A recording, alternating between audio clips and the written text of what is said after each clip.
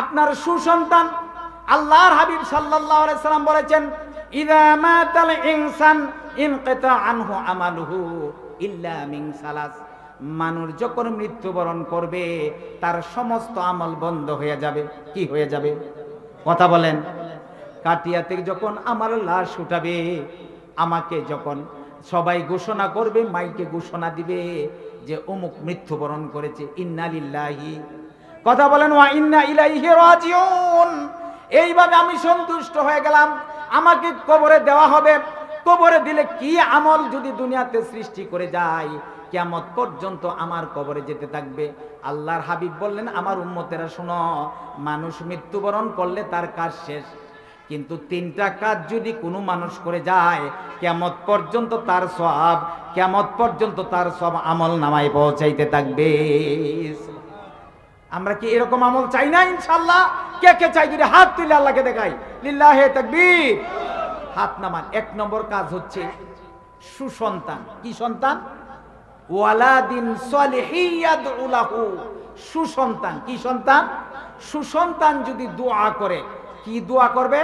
রব্বির হামহুমা কামা রব্বায়ানি সগীরা। এই আয় আল্লাহ, তুমি আমার প্রতিপালক, আমার পিতা, আমার মাতা যেভাবে আমার জন্মের পরে স্নেহের কুলে লালন করেছে, আল্লাহ এই পিতা, এই মাতা আমার দুনিয়াতে নাই। রাসূল বলেছেন, সন্তান যদি এই দোয়া করে, সুসন্তান দোয়া করলে পিতা মাতার গুনাহ খাতা মাফ করে দিয়ে আল্লাহ তাকে কবরটাতে জান্নাতের পরিবেশ করে দিবেন। আর একটু আসতে বলেন সুবহানাল্লাহ। এখন সুসন্তান আমরা কোথায় পাবো বলুন তো? এমন একটা শিক্ষা ব্যবস্থা আসছিল যে শিক্ষা ব্যবস্থায় এই আদম সন্তানকে বানরের সন্তানে পরিণত করেছিল। ঠিক কিনা ভাইরা আমার? হ্যাঁ, education is the backbone of a nation. শিক্ষা জাতির মেরুদণ্ড। আর শেষ পর্যন্ত এই শিক্ষায় সিলেবাস দিল যে আমরা নাকি আদম সন্তান, মূলত আদমের না, আমরা নাকি বানরের সন্তান। নাউজুবিল্লাহ কয় না? আমাদের আদি পিতা আদম, আর তারা বলল আদি পিতা বানর।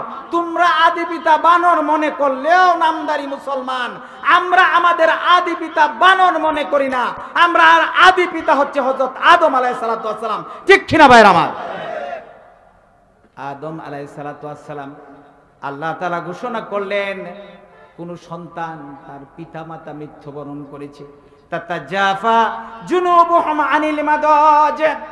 রাত্রিবেলায় 5 ওয়াক্ত নামাজ তো সে পড়েই, রাত্রিবেলায় তার বিছনা থেকে আলাদা হলো, পিতার কথা চিন্তা করে রব্বুল আলামিনের কাছে তাহাজ্জুদের নামাজ পড়ে দোয়া করলো, চোখের পানি ছেড়ে দিল, বাকাত মিন কাশিয়াতিল্লাহ, আর বলল রব্বির, পড়েন, রব্বির হামহুমা কামা রব্বায়ানি সগীরা।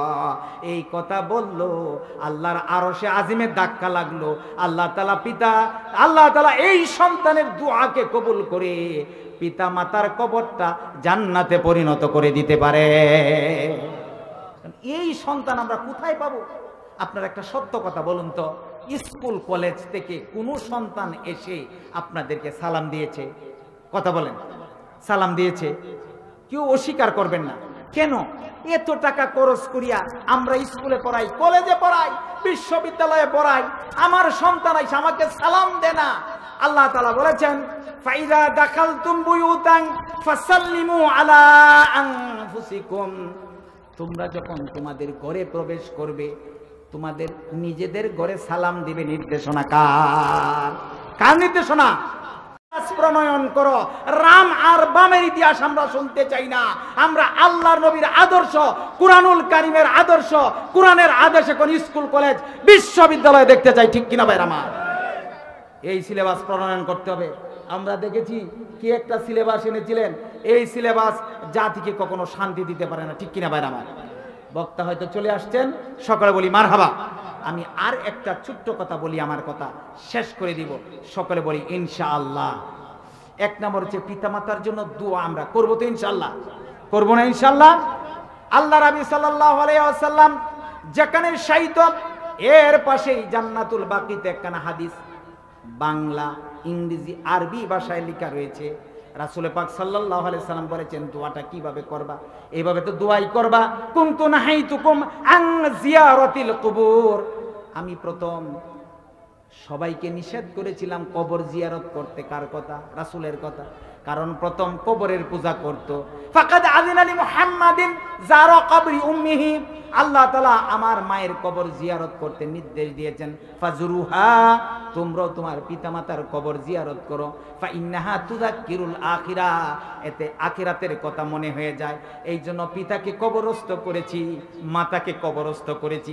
যে পিতা মাতার গাম পায়ে ফেলে আমাকে একটা বাড়িতে রেখে গিয়েছেন, আমার খাবারের ব্যবস্থা করতেন, সম্পদ তো আর কবরে নিয়ে যায় নাই, এই পিতা মাতা নাই, আমরা কখনো তাদের কবরে যাই না। এইরকম কপাল পুরা সন্তান এই দেশে আছে না নাই? আমরা আমাদের পিতামাতার কবরের কাছে যাব, যাই আর দোয়া করব।